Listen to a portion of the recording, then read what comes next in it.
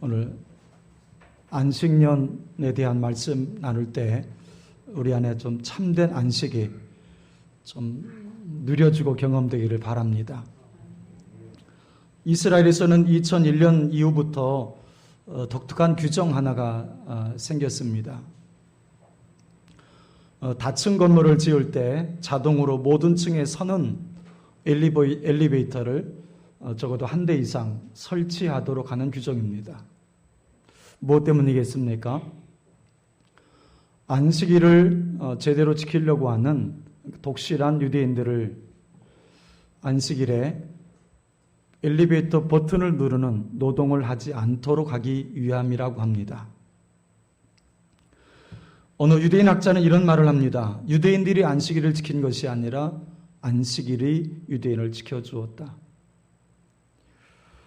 참 많은 걸 암시하는 표현이라고 생각이 되어집니다. 그 많은 암시 중 가장 중요한 것은 우리가 하나님이 정하신 규례를 지킬 때 때로는 손해도 볼 수 있고 때로는 어려움도 만날 수 있지만 결국 그것이 내게 복이 되더라는 것입니다. 그것이 나의 신앙과 나의 삶을 지켜주더라는 것이죠. 규례 하나를 지키게 되면 하나님께서 주시는 복이 여러 가지이기 때문에 그래요. 여러분은 주일을 잘 지키시기 바랍니다. 그럼 주일이 여러분을 지켜줄 거예요. 주일이 여러분의 영혼을 지켜줄 것이고 여러분의 인생을 지켜줄 것입니다. 그러면 나중에 우리도 이렇게 고백하게 되겠죠. 우리들이 주일을 지킨 것이 아니라 주일이 우리를 지켜주었다. 레기 25장은 이스라엘의 두 가지 사회복지제도 안식년과 희년에 관한 규례를 말씀하는 부분이에요. 꽤 많은 의미가 담겨있는 그런 부분이에요. 안식년과 희년의 제도는 실로 경이로울 정도로 획기적이고 적극적인 안식과 자유, 그리고 신앙제일주의와 평등사상이 조화를 이루고 있는 놀라운 제도예요. 안식년과 희년을 한마디로 요약하면 7년 그리고 50년의 주기로 생업을 일체 중단을 합니다. 그리고 한 해 전체를 신앙 회복의 기회로 확보를 합니다. 동시에 형제와 형제끼리 얽힌 경제적 사회 불평등 관계도 원점으로 회복시킬 의무를 규정하고 있습니다. 안식년과 희년법의 제정은 과거의 구속 사건을 기념하고 감사하고 또 현재 구속의 은혜를 감사하기 위한 제도였어요. 하나님께서 이스라엘을 특별히 선민으로 택하시고 출애굽시키셔서 안식년과 희년의 법을 통해서 그것을 감사하게 하셨습니다. 그 다음은 현재도 이스라엘을 지켜주시고 보호하시는 하나님의 은혜에 감사하게 했어요. 그리고 1년간의 생업 중단으로 확보된 그 시간을 개인과 가정의 안식, 신앙 성숙과 신앙 교육 등에 활용을 합니다. 이것은 1년간 땅을 쉬게 함으로 땅이 지력을 회복하는 것처럼 세상사에 시달리다가 만들어진 왜곡된 영성을 회복하고 성장시키는 충분한 시간이 되었습니다. 결국 희년과 안식년의 제정은 수직적으로는 하나님과의 관계 회복, 그리고 수평적으로는 형제 사이의 관계도 회복할 것을 규정하고 있는 것입니다. 그 중에서 오늘은 안식년 규례를 함께 말씀을 나누겠습니다. 가나안 땅에 들어가 정착하면서 6년 동안 경작하고 7년에는 쉬라 하십니다. 이렇게 하는 것이 여호와께 대한 안식이라 하셨습니다. 너는 땅을 갈지도 말고 포도원을 가꾸지도 말고 수수는 한 것을 거두지도 말라고 하셨습니다. 이것은 땅의 안식년이라고 하셨습니다. 하나님께서 이스라엘에게 안식년을 허락하신 것은 하나님께서 이스라엘 백성들을 사랑하셨기 때문입니다. 오늘 안식년 규례를 통해서 하나님이 주시는 몇 가지 메시지를 함께 나누면서 은혜 받겠습니다. 첫째는 여호와께 대한 안식입니다. 여호와께 대한 안식. 본문 3절과 4절 전반절까지 우리 자막을 통해 함께 읽겠습니다. 시작. 너는 6년 동안 그 밭에 파종하며 6년 동안 그 포도원을 가꾸어 그 소출을 거둘 것이나 일곱째에는 그 땅이 쉬어 안식하게 할지니 여호와께 대한 안식이라. 이스라엘 백성들에게 6년 동안 땅에 파종하고 7년에는 땅을 쉬어 안식하게 하라. 이것이 여호와께 대한 안식이라고 말씀을 하셨어요. 무슨 뜻일까요? 안식년의 목적이 땅을 쉬게 하는 것이라는 겁니다. 땅을 휴식하게 함으로써 두 가지. 첫째는 땅의 생산력을 높이는 것이고, 둘째는 휴식을 통해서 하나님과의 관계를 회복하는 것. 이 두 가지가 강조가 되어 있습니다. 나폴레옹이 유럽을 정복하고 세계를 지배하려다가 워털루 전투에서 패전한 이후에 세인트 헬레나 섬에 유배되었을 때 일입니다. 지난날 그는 세계를 제패했던 영웅이었지만 이제는 죄인의 몸이 됐기에 좀처럼 남들에게 자신의 초라한 모습을 보이고 싶지 않았다고 합니다. 그러던 중에 한 기자가 어렵사리 그를 인터뷰하게 됐어요. 지난날을 회상할 때 가장 행복했던 순간이 언제였을까요? 가장 행복했던 순간이 언제였는지 물었어요. 그때 나폴레옹은 눈을 지그시 감고 눈물을 흘렸다고 합니다. 스위스의 알프스 산맥을 넘을 때였지. 잠시 전투가 그친 어느 주일 아침이었는데 산 아래 조그만 교회에서 종소리가 울려왔지. 그 소리에 이끌려 교회로 들어갔다네. 나는 그때 눈물을 흘리며 인생 최고의 행복을 맛봤다네. 천하의 나폴레옹도 하나님의 집에서 안식을 찾았습니다. 탕자같이 방황했던 어거스틴도 주님의 품에 안긴 후에 참된 평안을 맛보았다고 고백을 했어요. 주님이 주시는 평안은 세상이 줄 수 없는 평안입니다. 하지만 지금 우리들은 주님이 주시는 안식보다 세상이 주는 안식을 더 찾고 있는 것은 아닌지 살펴볼 필요가 있겠습니다. 갈수록 레저 문화가 다양하게 발달해 가고 있어요. 요즘 코로나 시국이라고 하지만 여러분이 TV를 통해서 보는 것처럼 주말만 되면 고속도로에 차가 메워집니다. 사람들이 산으로 바다로 안식과 쉼을 찾아가고 있는 것이겠죠. 한편으로는 이해가 돼요. 무한 경쟁 시대를 살아가면서 삶이 고단해서 주일만이라도 주말만이라도 쉬고 싶으실 거예요. 하지만 우리 자신들을 돌아볼 필요가 있겠습니다. 성도된 우리들이 계곡과 바다의 쉼보다 주님이 주시는 쉼을 더 찾고 갈망하고 있느냐 하는 것입니다. TV나 게임이 주는 즐거움이 아니라 찬송과 예배의 즐거움을 더 사모하느냐 하는 것이죠. 주는 주님이시고 나머지가 모두 객이 되어야 할 것입니다. 주가 말씀, 기도, 찬송, 전도가 되어야겠고 객이 TV, 게임, 친구, 레저가 되어야 될 것입니다. 주객이 전도되면 안 되겠죠. TV는 나의 즐거움이요. 여행은 내 인생의 활력소요. 손주는 내가 사는 이유라오. 문장은 멋있는데 이게 어느 성도의 고백이라면 믿으시겠습니까? 여러분 이 고백 속에 주님을 찾아볼 수 있습니까? 여러분 이 고백 속에 그분이 주님을 믿는다는 증거가 보이십니까? 병원에서 있었던 일이랍니다. 교통사고로 좀 심하게 당한 환자가 중환자실에 있었는데 환자가 마음의 안정을 찾지 못하고 괴로워하고 있었습니다. 그때 크리스천 간호사가 그분의 베개를 정리해 주면서 이렇게 말을 해 주었습니다. 편히 쉬세요. 베개가 선생님을 편하게 해드릴 것입니다. 그런데 영원한 발로 품어주며 평안을 주실 분이 계시죠. 그분은 예수 그리스도이십니다. 그분을 의지하면 마음에 쉼을 얻고 영원한 소망을 가질 수 있지요. 환자가 간호사에게 기도를 해달라고 부탁하자 간호사는 이렇게 짤막하게 기도를 해주었다고 합니다. 영원하신 발로 함께 하소서. 우리 모두는 이 안식을 누리고 사모하며 살아야 할 줄로 믿습니다. 이스라엘 백성들이 6년 동안 노동하는 것이 중요했습니다. 하지만 그보다 더 중요한 것은 안식년 기간 동안 하나님의 은혜를 기억하고 감사하고 그리고 다시금 영적으로 재충전하는 기회가 되라는 뜻이 더 강했습니다. 6년 동안 농사 짓고 물질에 대한 욕심 때문에 하나님을 위해서 살 수 있는 기회가 적었어요.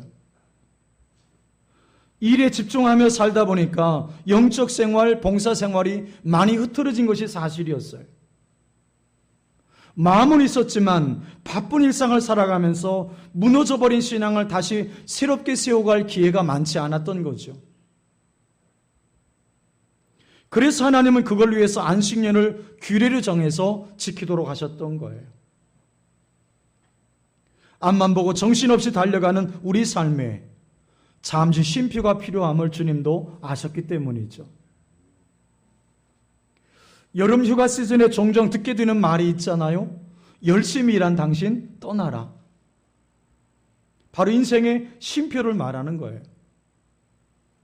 여러분, 쉼표 없이 인생을 살다 보면 어느 날 갑자기 마침표가 생겨요. 열심히 돈을 벌어서 병원에 다 갖다 준다는 말도 합니다. 어떤 분은 이렇게 말씀하실 수도 있겠습니다. 목사님, 말씀은 옳습니다. 그러나 안식년에 쉬게 되면 우리는 무엇을 먹고 삽니까? 우리 자녀들은 어떻게 교육합니까? 매월 나가는 비용은 누가 책임을 집니까? 요즘처럼 경쟁이 심한 이 시대에 주인인 내가 없으면 안 되는데 1년을 비는 것은 말이 안 됩니다. 불가능한 일입니다. 현실적인 문제가 있습니다. 이스라엘 백성들도 그 질문을 하나님께 던졌어요. 그런데 그것은 하나님의 은혜와 하나님의 약속은 생각지 않고 내가 인간적인 계산만 하고 있을 뿐인 거예요. 자신의 힘을 믿고 자신의 이성에 의해서 모든 것을 판단하기 때문입니다. 믿음은 어떤 것이 제공됨으로 생기는 것이 아니에요. 결과의 가능성의 여부도 의심하지 않아요. 오직 하나님의 말씀에 순종할 뿐인 거예요. 말씀에 내 인생을 맡기는 것입니다. 성경은 어떻게 말씀하시는지 보시겠습니다. 레기 25장 20절부터 22절 함께 읽겠습니다. 레기 25장 20절부터 22절입니다. 시작. 만일 너희가 말하기를 우리가 만일 7째에 심지도 못하고 소출을 거두지도 못하면 우리가 무엇을 먹으리요 하겠으나 내가 명령하여 6째에 내 복을 너에게 주어 그 소출이 3년 동안 쓰기에 족하게 하리라. 너가 8째 해에는 파종하려니와 묵은 소출을 먹을 것이며 9째 해에 그 땅에 소출이 들어오기까지 너희는 묵은 것을 먹으리라. 이 말씀을 줄여보면 이렇게 될 겁니다. 성도는 하나님이 먹이신다. 여러분, 성도는 하나님이 먹이십니다. 6째 해에 3년 먹을 양식을 주시겠다고 하나님이 약속하셨어요. 믿어지시나요? 솔직히 21절에 안식년을 지키면 내 복을 주시겠다고 약속하셨는데 이때 내 복은 축복과 번성의 뜻이 있어요. 안식년을 지키면 손해날 것 같은데 손해가 아니라 오히려 번성한다는 거예요. 참 역설적이지 않습니까? 1년을 쉬는데 오히려 번성한다는 거예요. 세상 사람들은 자신의 지식과 경험 그리고 이성적인 판단을 믿고 살아요. 여러분의 경험과 지식을 믿지 말고 말씀에 여러분의 인생을 맡겨보십시오. 여러분의 인생을 말씀에 걸어보세요. 여러분 적당히 걸치지 말고 100% 한번 맡겨보십시오. 말씀의 100%를 걸 수 있을 때 하나님의 말씀이 지금도 살아 역사하는 능력이 된다는 것을 우리가 경험하게 될 거예요. 말씀에 100% 걸 수 있을 때 그는 믿음이 뭔지를 비로소 알게 될 것입니다. 그리고 개인과 역사의 주관자가 하나님이심을 알게 될 거예요. 무엇이든지 하나님이 복을 주셔야 합니다. 하나님이 복을 주지 않으면 앞에서는 남고 뒤에서는 손해를 봐요. 장사는 잘 되어서 돈은 벌었는데 전혀 생각지 못한 다른 일이 생겨서 그곳에 돈이 다 들어가 버린다는 거죠. 사고 합의금, 병원비, 교통벌칙금. 하나님이 복을 주지 않으면 모아둘 수가 없어요. 분당 우리 교회 이찬수 목사님이 자신이 1년 동안 교회를 비우면 이런저런 문제가 생길 줄 알았답니다. 근데 안식년을 마치고 돌아와 보니까 교회가 더 부흥해 있더라는 거예요. 제가 안산 CBMC 지도 목사로 섬길 때 어느 회사를 운영하시는 장로님이 계셨는데 그분은 안식년을 잘 지키기로 유명하신 분이셨어요. 꽤 큰 중견기업을 운영하시는 분이셨는데 안식년만 되면 공장장에게 1년간 맡기고 자기 부인 권사님과 함께 1년간 선교를 떠나세요.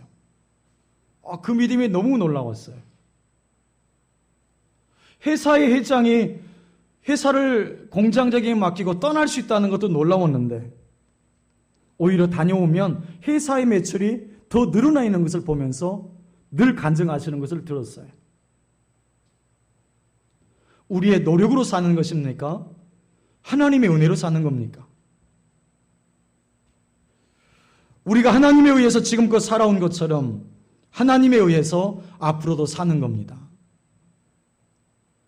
우리가 스스로 밭을 갈고 우리 손으로 직접 씨를 뿌린다고 씨를 뿌리고 거둔다고 하여도 하나님이 복을 주지 않으면 헛것이 되는 거예요. 5%가 농부의 수고이고 95%가 자연혜택이라는 사실을 우리가 기억하고 살아야 돼요. 농사는 하늘이 짓는다 합니다. 우리 안에 물질의 욕심만 내려놓을 수 있으면 말씀대로 살 수 있어요.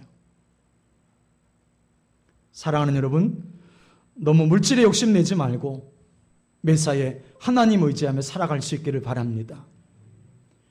하나님은 말씀대로 사는 성도를 결국 손해보게 하지 않으세요. 만물이 다 주님의 것입니다.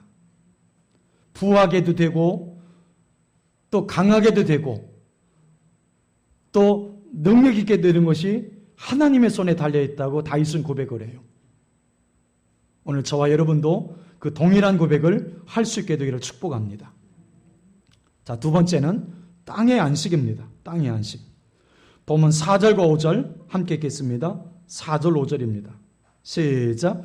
일곱째에는 그 땅이 쉬어 안식하게 할지니 여호와께 대한 안식이라. 너는 그 밭에 파종하거나 포도원을 가꾸지 말며 내가 거둔 후에 자라난 것을 거두지 말고 가꾸지 아니한 포도나무가 맺은 열매를 거두지 말라. 이는 땅의 안식년임이니라. 일곱째에는 그 땅에 쉬어 안식하게 하라.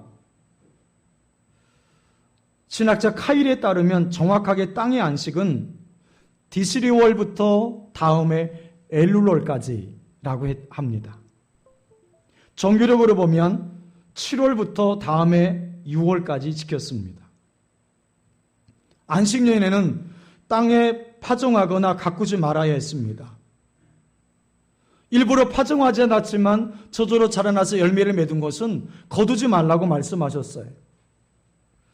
거두지 말라는 것은 안식년에 자란 것은 땅에서 그냥 썩도록 내버려 두라는 뜻이 아니에요. 그 땅 주인이 저장의 목적으로 거두지 말 것을 말씀하신 거예요. 그리고 그것을 가난한 자들과 짐승들의 소유물이 되어서 그들의 식량을 삼도록 배려하게 하셨습니다. 레위기 25장 23절을 보십시오. 토지를 영구히 팔지 말 것은 토지는 다 내 것임이니라. 너희는 거류민이요 동거한 자로서 나와 함께 있느니라. 여기 중요한 개념이 나와요. 토지의 주인이 누구냐는 거예요. 물론 이스라엘 백성들에게 있어서도 토지 매매가 일시적으로 허용되었습니다. 그러나 그것은 한시적이어서 49년을 넘을 수가 없었던 거예요. 그러니까 매매라고 하는 개념보다는 임대 개념이 더 컸던 거죠. 토지를 영영이 팔지 못하도록 한 이유가 있었어요. 그것은 토지의 주인이 사람이 아니라 하나님이심을 보이신 겁니다. 사실 우리는 이 땅에 사는 동안 나그네 인생을 사는 거예요. 나그네 인생을 사는 동안 내게 맡겨진 토지를 통해서 삶을 영위하는 청직이라는 사실을 성경은 누차 강조합니다. 청지기에게 내 것이라는 것이 있을까요? 땅의 주인이신 하나님께 잠시 빌려 쓰다가 주님이 부르시는 날 놓고 가는 거예요. 저도 장례를 많이 모셔봤지만 그 중에 단 한 분도 이 땅의 것을 가지고 가는 분을 본 적이 없어요. 한 푼의 돈도 한 평의 땅도 가져가지 못합니다. 다 이 땅에 놓고 가는 거예요. 하나님의 것을 잠시 빌려 쓰다가 놓고 가는 것입니다. 여러분의 이름으로 된 땅이 몇 평쯤 있으신가요? 사실 내 땅이 없습니다. 하나님의 땅이에요. 아멘에 안 되시나 봐요. 하나님의 땅이에요. 땅 주인이 6년만 경작하고 7째에는 가난한 자들과 짐승들을 위해서 내버려 두라고 하십니다. 이 말씀에 순종하면 그 땅이 소산이 더 많아지는 거예요. 이게 하나님의 원리예요. 우리는 주일날 교회에서 예배 드릴 때마다 한 주간 나도 모르게 배워 들어온 세상의 원리, 세상의 가치관, 세상의 시대 사상들을 이런 털어낼 수 있어야 합니다. 예수의 보혈로 씻어내야 돼요. 그리고 하나님의 원리를 여러분의 몸에 배게 해야 합니다. 언제까지요? 하나님의 원리가 여러분의 라이프 스타일이 될 때까지.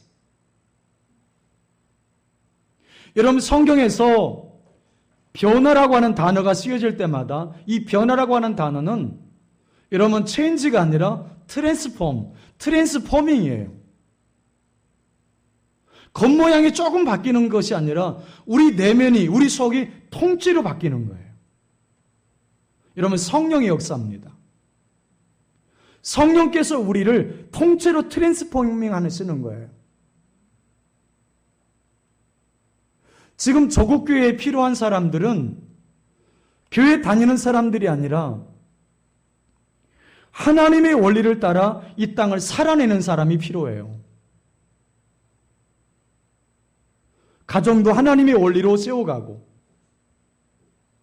직장에서도 하나님의 원리를 따라 일하고 사업도 하나님의 원리를 따라 할 수 있는 그 사람이 필요합니다. 이러면 그것이 바로 하나님 나라의 확장인 거예요. 바로 그들이 세상에 거룩한 영향력을 끼치게 될 것입니다. 오늘 저와 여러분이 그 한 사람이 되시면 좋겠어요. 어떤 분은 이런 의문을 가질 수 있겠습니다. 우린 농사도 안 짓는데 어떻게 하란 말인가? 이웃과 더불어 사는 지혜가 있어야 합니다.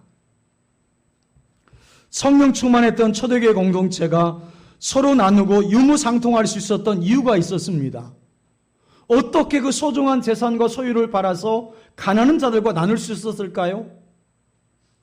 성경은 이렇게 딱 한 줄로 묘사하고 있어요. 믿는 무리가 한 마음과 한 뜻이 되어 모든 물건을 서로 통용하고 자기 재물을 조금이라도 자기 것이라 하는 이가 하나도 없더라. 초대교회 성도들은 자기 재산과 소유가 아깝지 않아서 나눌 수 있었던 것이 아니에요. 지금 내가 가지고 있는 것의 소유권이 누구에게 있는지를 알았기 때문에 나눌 수 있었다는 거예요. 소위 로드십에 대한 분명한 기준이 그들에게 있었다는 거죠. 초대교회 성도들은 자기가 소유한 것을 자기 것이라 하지 않았다는 겁니다. 그런 사람이 단 한 사람도 없었다는 거예요. 주님의 것이라고 믿었기에 나누는데 주저하지 않았던 거예요. 초대교회 성도들의 의식을 표현한다면 이렇게 될 수 있을 것 같아요. 내 차가 아니라 주님의 차이다. 내 집이 아니라 주님의 집이다. 내 돈이 아니라 주님의 돈이다.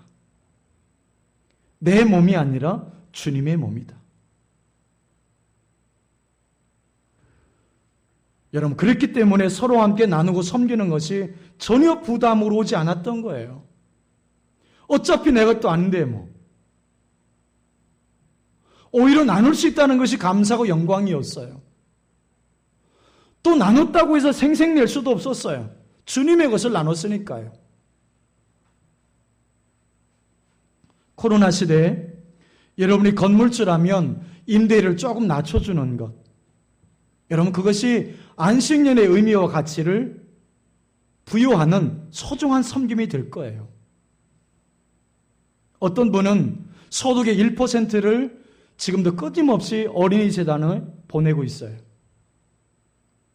어떤 분은 11조는 교회에 드리고 10의 2조는 계속 선교에 흘려보내는 사람도 있어요.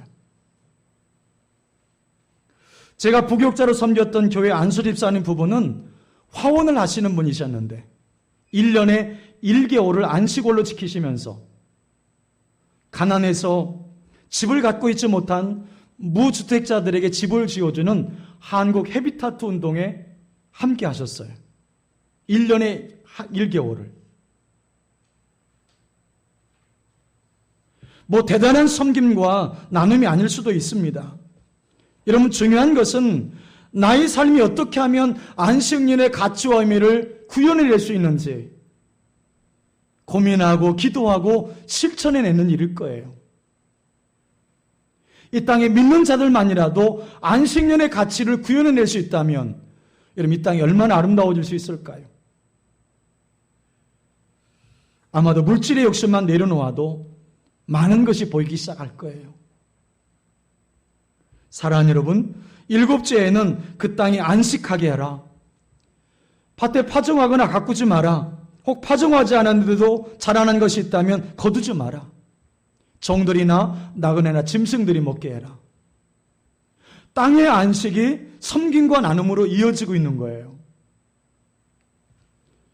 땅도 다시 힘을 얻을 수 있었고 소외된 자들과 짐승들까지 다시 용기와 힘을 얻게 되었던 것입니다. 여러분, 절대로 첨단 과학이 이 땅을 행복하게 만들 수 없어요. 4차 산업혁명 시대, 아니 다시 5차 산업혁명 시대가 온다 할지라도 그것은 절대로 불가능해요. 하나님께서 세상을 살맛나는 세상으로 만들 수 있는 비결을 알려주셨어요. 안식년의 정신. 여러분, 나눔과 섬김이 이 땅을 행복하게 합니다. 하나님께서 여러분에게 주신 것들을 여러분 세상에 잘 흘려보내십시오. 여러분, 성도는 움켜쥐거나 쌓는 사람이 아니에요. 주님께서 이렇게 말씀하셨잖아요. 주는 자가 받는 자보다 복되도다. 마지막 3번째 함께 나누겠습니다. 성도의 소망입니다. 우리가 안식년 규례를 나눌 때 반드시 생각해야 될 이 주제가 바로 성도의 소망에 대한 이야기예요. 출애굽기 21장에 보면 히브리 종들은 7년째가 되면 자유할 수 있었어요. 신명기 15장에 보면 빚도 면제를 받을 수 있었어요. 또 주인은 종을 내보낼 때 거저 보내는 것이 아니라 후히 주어서 보내라고 말씀하셨어요. 즉 종들이나 가난해서 빚진 자들의 유일한 소망이 안식년이었던 거예요. 그들이 6년을 버틸 수 있었던 힘은 안식년이 있었기 때문인 것입니다.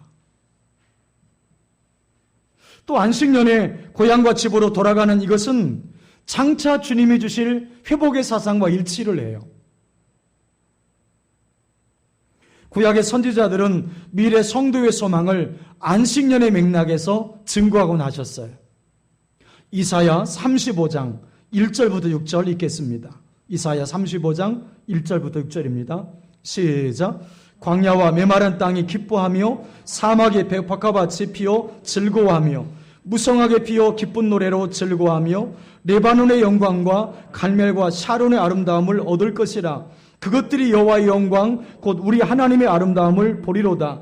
너희는 약한 자의 손을 강하게 하며 떨리는 무릎을 굳게 하며 겁내는 자들에게 이르기를 굳세어라. 두려워하지 말라.